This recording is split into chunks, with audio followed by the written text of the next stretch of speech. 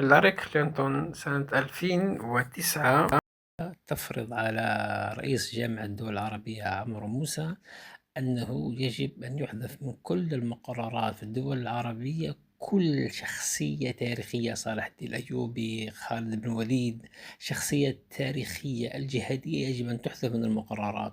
عمرو موسى يجتمع مع وزراء الخارجية العرب ويفرض عليهم هذا بأن هذا أمر لا نقاش فيه، تمام؟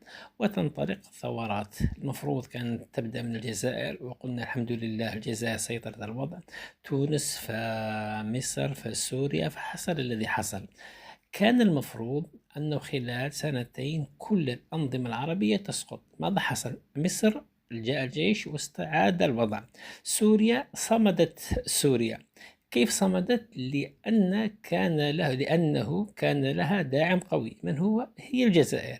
فإذا التركيز بدأ يرجع مرة أخرى على الجزائر، يجب أن تسقط الجزائر، ولذلك جاء الحراك في 2019. تمام؟